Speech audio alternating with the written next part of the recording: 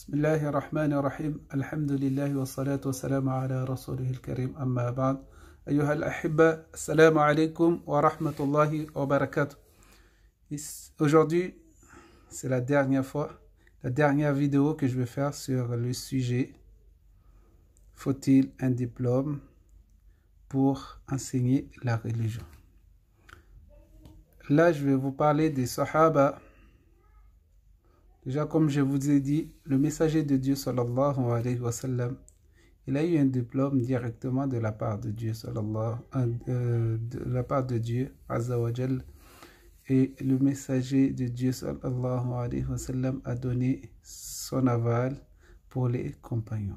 Il a parlé de Omar, radiallahu ta'ala anhu, comme un homme de science. Qu'il a rêvé de Omar. Il a rêvé que Dieu, qu'on lui avait donné un bol de lait qu'il avait bu. Il avait bu, puis il a donné à Omar. Que lui, il avait bu jusqu'à ce que ses ongles étaient devenus blancs. Et aussi, connaît l'histoire de Qamis, que Omar, il avait rêvé que Omar avait un long Qamis qu'il avait interprété comme la science.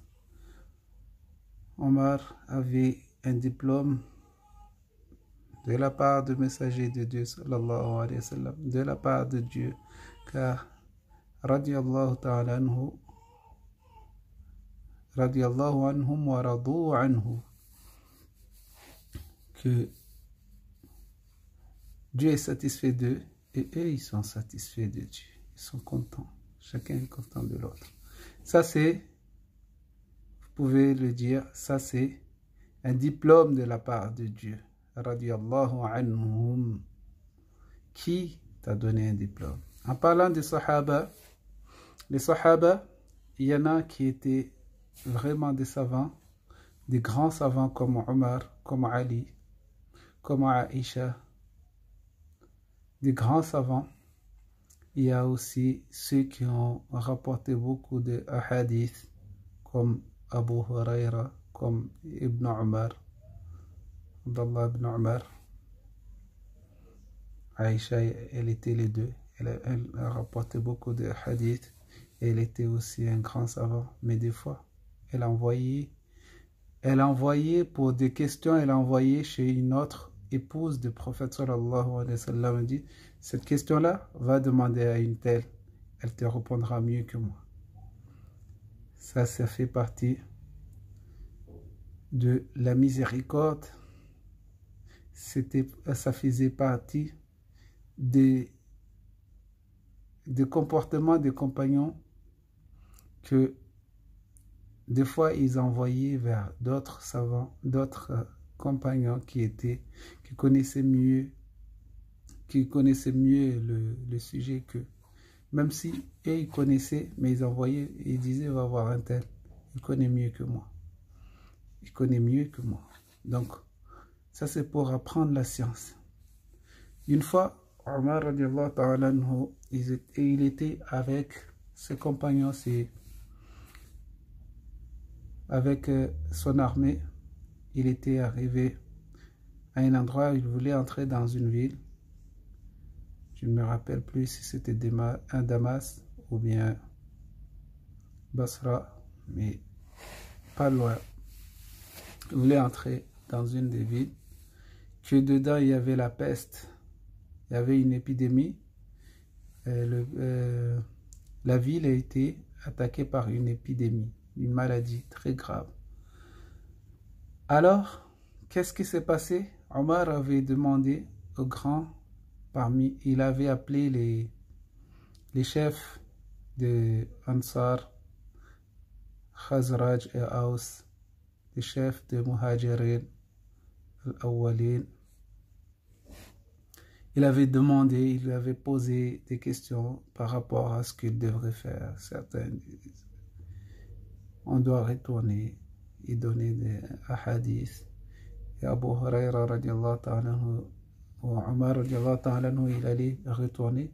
Et Abu Huraira, lui qui connaissait beaucoup de hadiths, il a cité un hadith à Omar, qu'il n'y a pas de contagion.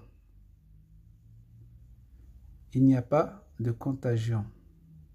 Alors, Omar, et puis il a dit à Omar, au moment où Omar allait retourner avait dit qu'on fasse demi-tour, ils allaient faire demi-tour, qu'est-ce qui s'est passé? Abu Huraira leur a demandé, allons-nous fuir le destin de Dieu?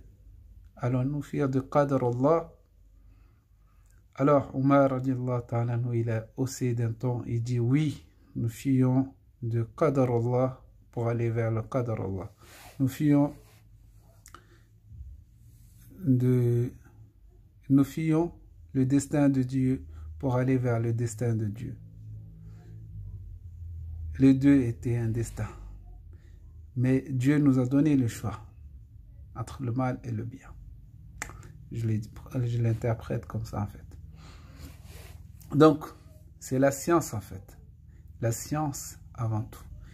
Omar, il avait la science et même ça, il posait des questions à ses compagnons. Qu'est-ce qu'on va faire? Qu'allons-nous faire? Alors qu'il était général, qu'il était le chef, il aurait pu décider avant. Il a demandé. Donc, ça c'est Omar radiallahu ta'ala anhu. Et moi je vous dis, quand il s'agit, comme je vous ai dit, quand il s'agit de la religion, chacun dit qu'on n'a pas besoin de diplôme pour enseigner, on n'a pas besoin de ceci pour enseigner, on n'a pas besoin de... Mais vous savez tous qu'un médecin, l'ordre de médecin doit connaître que cette personne-là, elle est vraiment apte pour ce métier, pour lui donner son diplôme. Et les compagnons, ils étaient aptes à porter le flambeau de l'islam. C'est pour cela qu'on leur a donné ce flambeau. Que même pour un rasoir, une conquête, lorsqu'il y avait demandé est-ce qu'il y avait un des compagnons de messager de Dieu, il dit oui, et c'est alors que il conquérissait par la grâce par la baraka de cette personne-là, il conquérissait une ville. Et d'autres, est-ce qu'il y avait, il demandait toujours, est-ce qu'il y avait une personne qui a vu les compagnons, qui étaient en compagnie de compagnons de messagers? S'il y avait, il conquérissait le monde. Et c'était ainsi de suite. Et nous, on peut arriver à ce lien-là si on apprenait la science avec les gens que eux, ils ont appris de science jusqu'à ce que ça arrive jusqu'à Sahaba. Oui, jusqu'à ce que ça arrive jusqu'à Sahaba. Alors, à ce moment-là, nous aurons la baraka, nous aurons ce baraka-là qui est le fait d'avoir appris la science de cœur, de poitrine en poitrine. Comme ça a été fait avec le messager de Dieu, sallallahu alayhi wa sallam, il avait appris de Jibril alayhi salam qui descendait pour lui apprendre la science, pour l'apprendre la religion. Vous connaissez l'histoire? Hadith de Jibril. Mal Islam. Al-Islam an ta'bud Allah ka'annaka tarah fa illam takun tarah fa innahu yarak. Et ainsi de suite. Vous connaissez, je ne vais pas vous dire ce hadith-là. Mais ce que vous devrez savoir, c'est que à la fin de ce hadith-là, le messager de Dieu, sallallahu alayhi wa sallam, avait demandé à Omar, qui était resté bouche bée, il a demandé, connais-tu cette personne qui était venue? Il a dit non, je ne le connais pas. Allahu wa rasuluhu a'lam. Il a dit, ça c'était Jibril, il est venu pour vous enseigner votre religion. C'était Jibril qui est venu pour vous enseigner votre religion. Alors, mes frères, mes sœurs de foi et de cœur, la religion appartient à Allah subhanahu wa ta'ala. Il est vrai qu'on peut enseigner la religion sans diplôme. Il est vrai qu'on peut enseigner, transmettre sans diplôme. Mais tu sais jusqu'à où tu peux aller. Tu sais quel est ton niveau de ilm. Ne t'aventure pas dans des choses que tu ne maîtrises pas. Transmets ce que tu dois transmettre. Transmets ce que tu dois transmettre. Mais ne transmets pas ce que tu ne connais pas. Ce qui n'est pas de ton ressort, ne touche pas. Par exemple, les gens qui vont enseigner le Coran alors qu'ils n'ont pas de science sur le Coran. Ils vont enseigner le fiqh, qui n'ont pas de science pour enseigner le fiqh. Je vous dis cela parce que je suis témoin et victime de cette maladie-là. On nous a menti durant des décennies qu'une femme qui a ses menstrues n'a pas le droit de se tresser les cheveux. On nous a menti en disant qu'une femme qui a ses menstrues ou qui a ses lochés n'a pas le droit de couper ses ongles. Durant des décennies, avec des gens que nous avons fait confiance. Et pourtant, ces gens-là, ils n'ont pas de science. Ils ne traduisent pas ce qu'il y a dans le livre, mais rajoutent leurs trucs dedans. Ils ajoutent des trucs de shaitaniya, car de ne pas couper les ongles et de ne pas tresser les cheveux pour une femme qui a ses menstrues ou lochis, c'est de shaitaniya. Car le messager de Dieu sallallahu alayhi wa sallam avait dit à Aïcha, quand le messager est parti faire le hajjatul wada', elle a eu son menstru, alors il a dit de se tresser les cheveux, de couper les ongles pour sortir de son ihram, de couper les ongles et de se tresser les cheveux. Alors, mes frères, mes sœurs de foi et de cœur, je vous aime en Allah. Réfléchissez à ce que vous faites. Réfléchissez à ce que vous dites. Réfléchissez à ce qu'il y a comme conséquence de vos paroles. La parole, le silence vaut mieux que la parole, que beaucoup de paroles. Le silence vaut mieux que cela. Imam Malik, rahimahullah, une fois, c'est une anecdote qui s'est passée à son époque. Un jour, on lui a posé plus de 100 questions et il a répondu à chaque fois, je ne sais pas. Je ne sais pas, je ne sais pas, je ne sais pas. Jusqu'à ce qu'on lui a dit, ben, c'est quel genre de savant cela qui dit qu'il ne sait pas. C'est alors que les gens disaient de lui qu'à Madina, ils n'ont jamais vu quelqu'un qui a eu plus de science que Imam Malik. Alors, mes frères, mes sœurs de foi et de cœur, regardez ce qui est en face de vous. Pour la dunya, tout le monde a un diplôme. Pour devenir sécurité, tu as besoin d'un diplôme pour être en sécurité. Pour devenir boulanger, tu as besoin d'un diplôme pour devenir boulanger. Moi, je n'ai pas de diplôme. Je sais faire du pain, mais je n'ai pas de diplôme. Je ne pourrais pas faire du pain pour le public. Je ne pourrais pas, si vendre des pistaches ou vendre des tomates, je pourrais. Mais faire du pain, je ne pourrais pas faire sans diplôme. Ou bien, être pâtissier, je ne pourrais pas l'être sans diplôme. Et pourtant, je sais faire des gâteaux. Ou bien être kiné, je ne pourrais jamais être kiné. alors que je sais masser et je sais les règles et j'ai aussi l'art de parler dans la matière de la médecine prophétique. Je connais beaucoup de choses sur la médecine.